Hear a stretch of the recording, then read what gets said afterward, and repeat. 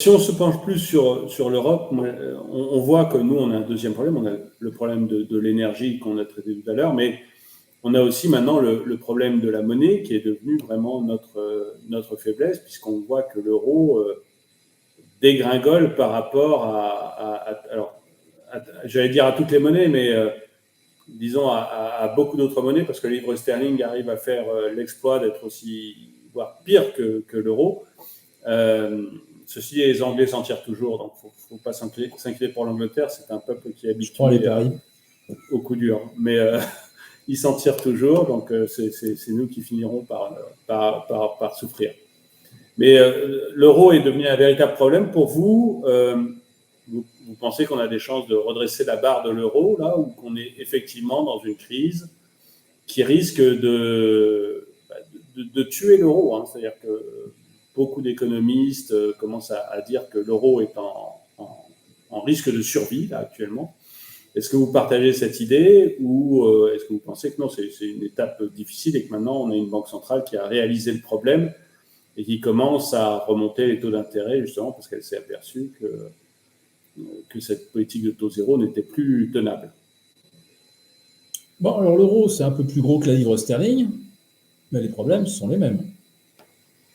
La livre sterling est la devise d'un pays désindustrialisé, un choix thatchérien, hein, de confier à l'ingénierie financière le soin de remplacer la vieille industrie charbonnière et sidérurgique. Donc, l'Angleterre aujourd'hui n'a plus d'industrie, elle n'a plus d'énergie. Bah, bien sûr, elle participe elle aussi au boycott du gaz russe. Ces centrales nucléaires sont également vieillissantes. Donc un pays qui a plus d'industrie, plus d'énergie et qui a plus d'excédents, ça se passe très mal. Bon, la livre, elle est en difficulté depuis déjà plusieurs années, hein. Elle glisse, elle baisse depuis plus de 3 ans. L'euro avait surnagé parce que l'Allemagne continuait de faire des excédents. L'Italie fait des excédents. Et je rappelle que l'Italie et l'Allemagne font des excédents grâce à leur industrie. Alors que la France, pays de services, pays très fréquenté par les touristes, malgré tout, malgré ses 50 ou 60 millions de visiteurs annuels, ne dégage pas d'excédents. Donc la vraie richesse, le constat qu'on peut faire, c'est l'industrie. La Corée du Sud dégage des excédents, c'est de l'industrie. Même chose pour le Japon.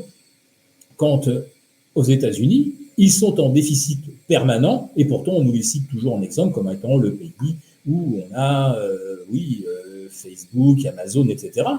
Mais vous voyez que si ces entreprises sont devenues extrêmement puissantes, elles n'ont absolument pas consolidé, renforcé les pays dont elles sont originaires.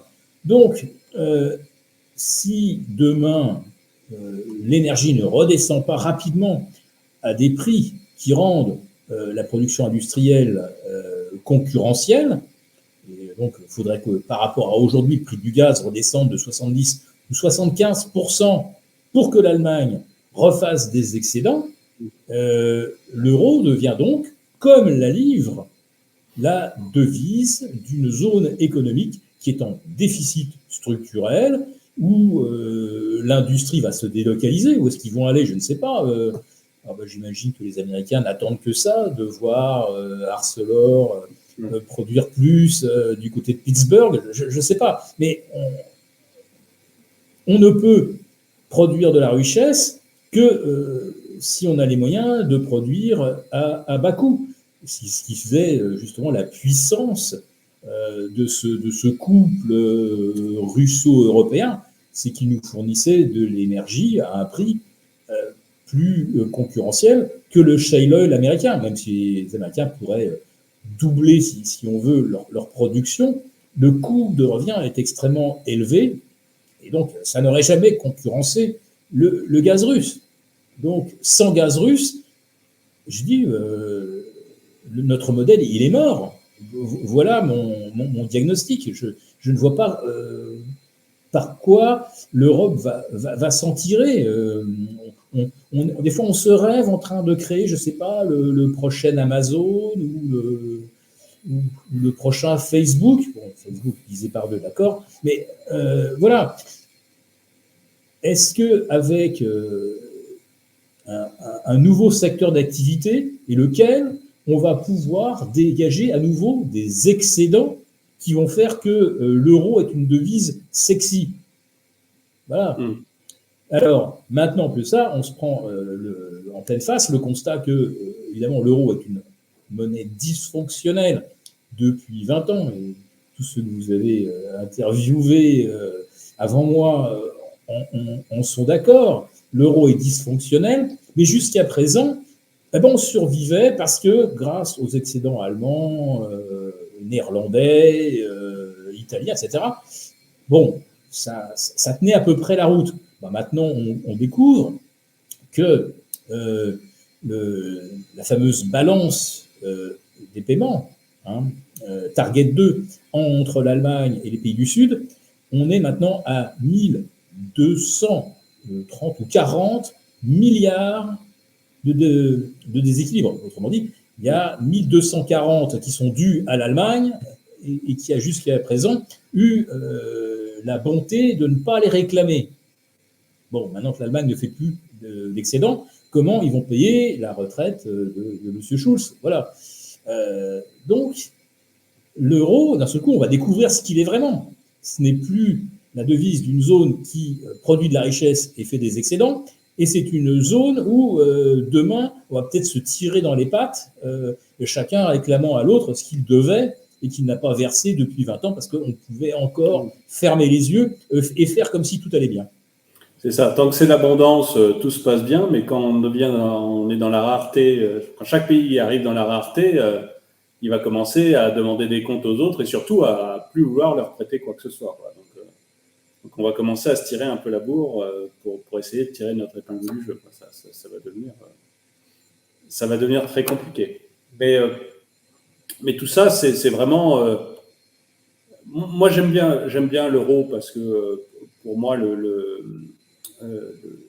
je suis resté bloqué sur l'étalon or, c'est-à-dire une monnaie unique pour tous les pays, pour que chacun ne puisse pas jouer de sa monnaie pour fausser finalement la concurrence. Mais aujourd'hui, l'euro est complètement dysfonctionnel, notamment à cause des politiques des gouvernements vis-à-vis de l'énergie actuellement, et surtout à cause de la politique de la Banque centrale, qui a fait absolument n'importe quoi depuis une dizaine d'années, en engageant plus des politiques que des banquiers centraux pour diriger les banques centrales.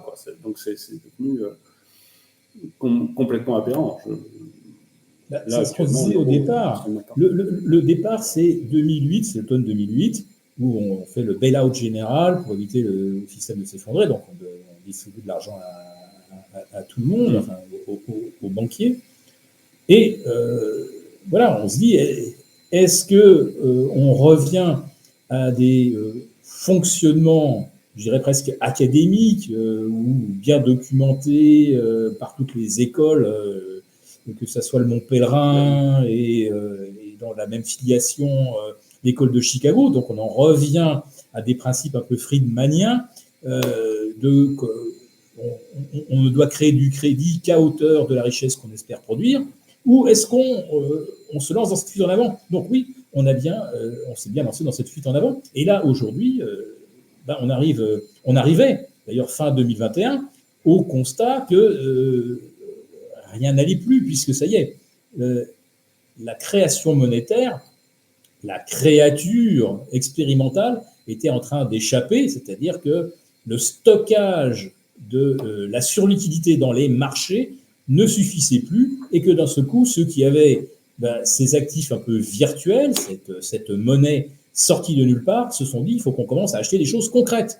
Donc j'imagine que si le prix du gaz, le prix du pétrole, le prix des matières premières a commencé à augmenter, c'est pas parce que le salarié de Total qui touche 2300 € par mois, même si on veut faire croire qu'il en gagne 5000, ou le pompiste a commencé à acheter du nickel, du manganèse, du graphite, etc. Si toutes les matières premières ont commencé à augmenter, c'est qu'il y a des gens qui ont commencé à se tourner vers ce type d'actifs. Donc à partir du moment où le dentifrice inflationniste est sorti du tube, on sait tous très bien qu'on ne le fera pas rentrer dedans. Voilà. Donc, les choses allaient déjà très mal. L'inflation était déjà quasiment hors de contrôle fin 2021. Moi, je me rappelle qu'on était déjà à 3,5 en Europe, on était déjà à 8 aux États-Unis. Ça, c'était avant que le vilain Poutine ne soit dans la situation où on refuse d'importer son gaz qui sent trop mauvais. Celui de l'Azerbaïdjan, je vous rassure, sent bien meilleur. D'ailleurs, il vient de Russie aussi. Mais je pense qu'ils doivent le parfumer à bas coût et donc, du coup, on le trouve beaucoup plus acceptable. Et quelque part, Poutine a rendu service à Joe Biden et à Emmanuel Macron parce que l'inflation est devenue l'inflation Poutine, alors qu'en fait, elle est absolument pas liée. Enfin, elle a été amplifiée par la guerre, mais elle n'est pas du tout liée à Poutine. C'est vraiment une inflation qui existe. Bien sûr. Alors, maintenant, on peut l'appeler inflation Poutine. C'est bien politiquement, c'est très pratique pour nos dirigeants.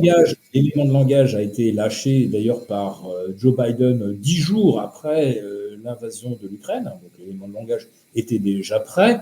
Bon, évidemment, c'est pas lui qui l'a inventé puisque le pauvre Biden. Il n'invente plus grand-chose. Oui. Voilà. Il y en a qui disent qu'il est proche de la sortie. Moi, je rigole. Je me dis, mais vous savez que dans son état, il n'est même pas capable de la trouver lui-même. Donc il a balancé cet élément de langage qui a été repris immédiatement par tous les médias et c'est un véritable matraquage. Mais ce mensonge sera répété 100 fois, 1000 fois, 1 million de fois, ça n'en deviendra pas pour autant une vérité. Le problème, c'est que si une majorité de gens en sont convaincus, nous on est là pour essayer de rouvrir les yeux, si une majorité de gens en sont convaincus, on pourra nous sortir tous les discours guerriers et ensuite justifier toutes les restrictions, tous les passes de toutes les sortes, passes énergétiques, passes fuel, passes carburant, passes gaz, passes kilowatt. On va pouvoir tout nous dérouler si les gens acceptent que c'est bien Poutine qui est la cause de tout ça, alors que nous en sommes presque entièrement responsables. Mais c'est merveilleux parce que cette inflation et cette situation de crise, en fait, c'est un énorme écran de fumée qui masque tout ce qui s'est passé avant le 24 février et qui était que le système courait à sa perte. Donc on a trouvé, avec ce conflit, on a l'impression que tous les décideurs occidentaux font tout pour qu'il se prolonge, qu'il s'aggrave, qu'il s'intensifie. Plus on rentre dans cette crise géopolitique, moins on parle des mécanismes qui étaient à l'œuvre à l'automne 2021 et qui nous envoyaient droit dans le mur. Donc Poutine est le coupable idéal à une situation qui, à mon avis, était déjà inéluctable. Et il aurait fallu à ce moment-là que, s'il n'y avait pas eu la guerre, il aurait fallu que les banquiers centraux nous expliquent comment ils voyaient le futur et comment ils allaient récupérer le coup. Alors, en montant les taux, au moment où les États sont les plus endettés, où les entreprises sont les plus endettées, où les ménages sont les plus endettés, mais on allait forcément vers une désintégration. Et si les banques centrales ne faisaient rien, eh bien, elles amenaient chacun à constater qu'elles n'avaient plus d'outils dans la boîte, plus aucune influence sur le cours des choses. Donc, elles avaient, par leurs décisions antérieures, conduit à une situation explosive. Et une fois qu'on était devant le baril de poudre, on voyait bien qu'il n'y avait plus moyen de l'éteindre. Et l'éteindre avec la hausse des taux, ça ne pouvait provoquer que d'autres explosions. Donc là, tous les emprunteurs allaient se faire désintégrer. Et les emprunteurs, ce sont les États. Et ce qui mesure la confiance dans l'État, c'est la monnaie. Voilà. Donc les banques centrales, quoi qu'elles fassent, de toute façon, ça ne pouvait être qu'une mauvaise décision. Et d'un seul coup, grâce à la guerre, c'est plus de leur faute.